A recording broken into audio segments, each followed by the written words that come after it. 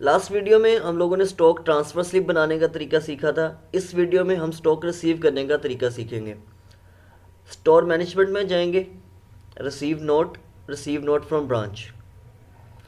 यहाँ पे आप ऑल पे क्लिक करके गेट रिकॉर्ड्स कर देंगे तो आपके पास तमाम स्लिप्स लोड हो जाएंगी जो रिसीव आप कर चुके हैं या जो रिसीव आपने अभी तक नहीं की।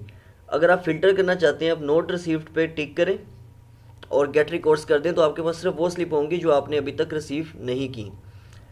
क्योंकि हमारे पास स्लिप ही एक है तो दोनों रिपोर्ट्स में कोई फ़र्क नहीं पड़ा। लेकिन जब आपके पास ज़्यादा डाटा होगा, आप रिसीव्ड पे करेंगे तो सिर्फ वो स्लिप शो होंगी जो आप रिसीव कर चुके हैं, और नोट रिसीव पे करेंगे तो वो स्लिप शो होंगी जो आपने अभी तक रिसीव नहीं की। इशू टू ब्रांच का मतलब है सेंटोरस मॉल इस्लामाबाद को स्टॉक रिसीव ट्रांसफ़र किया गया है, और इशू फ्रॉम ब्रांच मतलब चैनवन सरगोदा ने आपको स्टॉक ट्रांसफ़र किया है। इसके अलावा अगर आप किसी स्पेसिफिक शॉप की तरफ से देखना चाहते हैं कि उसकी तरफ से क्या स्टॉक आया है तो आप यहाँ पे टाइप करके एंटर कर देंगे। अगर आप इशू टू ब्रांच का देखना चाहते हैं तो आप यहाँ पे टाइप करके शॉप का नेम एंटर कर देंगे। जब आपके पास ज़्यादा डाटा होगा तो आप इस फिल्टर को यूज़ करके चेक कर लीजिएगा कि अगर आप देखना हो कि मुझे सरगोदा ने कौन कौन सा स्टॉक भेजा तो आप यहाँ सरगोदा लिख के एंटर करेंगे तो सिर्फ सरगोदा की स्लिप्स आ जाएंगी। अब हम लोग इस स्लिप को रिसीव करने का तरीका देख लेते हैं। आपके पास ये स्लिप होगी, आप इस स्लिप को अगर पहले प्रिंट करना चाहें तो प्रिंट भी कर सकते हैं।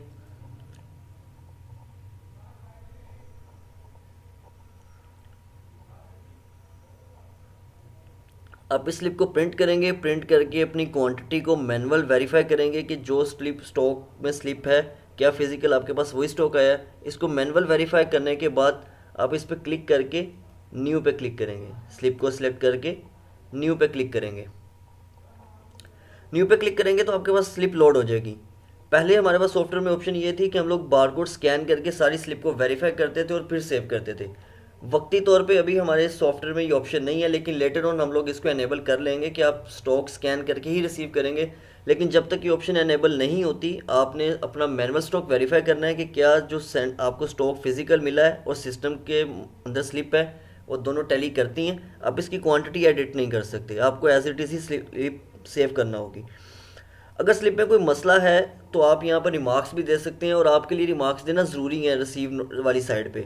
अगर आपने ये स्टॉक एनसीसीएस के थ्रू स्लिप रिसीव किया है तो आप यहाँ पे रेफरेंस देंगे कि stock receive through NCCS slip number, और अगर आप डाइवो से करेंगे तो डाइवो का स्लिप नंबर, ताकि वो शॉप्स जहाँ पे एक्सपेंस अल्ट्रा क्लब की मैनेजमेंट के अंडर है और उन्होंने एक्सपेंस वेरीफाई करना हो तो वो स्टॉक ट्रांसफ़र की स्लिप से भी रेफरेंस ले सकेंगे कौन सी डाइवो स्लिप के थ्रू आपने कौन सा स्टॉक रिसीव किया है। या फिर ये रिमार्क्स देना इसलिए भी ज़रूरी है कि आपके अपने रिकॉर्ड में भी रहेगा कि आपने एनसीसीएस की कौन सी स्लिप के अगेंस्ट कौन सा स्टॉक रिसीव किया था। तो यहाँ पे आप रिमार्क्स दे देंगे एनसीसीएस स्लिप नंबर या डाइवो स्लिप नंबर।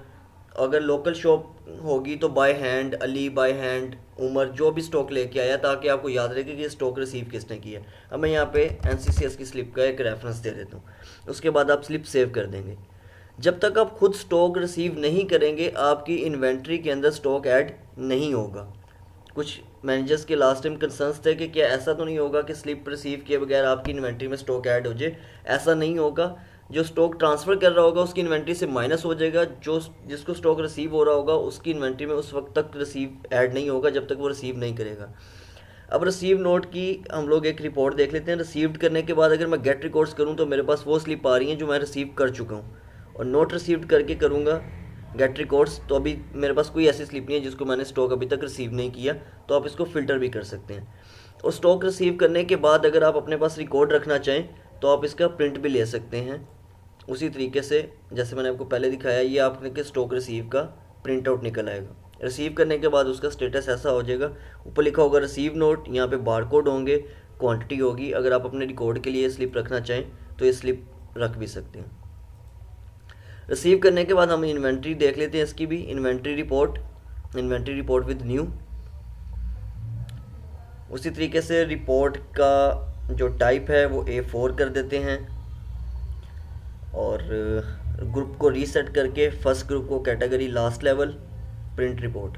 अब हम लोग देख लेते हैं कि इसकी इन्वेंट्री में वो फॉर्मल ट्राउज़र जो 6 पीस हम लोगों ने अभी रिसीव किए हैं वो इसकी इन्वेंट्री का हिस्सा बन चुके हैं। Formal trouser 6 pieces. क्योंकि सेंटोरस मॉल की इन्वेंट्री में अभी तक कोई ओपनिंग बैलेंस ऐड नहीं किया तो इसके पास सिर्फ 6 फॉर्मल ट्राउज़र हैं जो इसने रिसीव किए हैं। ये इन्वेंट्री रिपोर्ट देखने का तरीका था और स्टॉक रिसीव करने का तरीका था।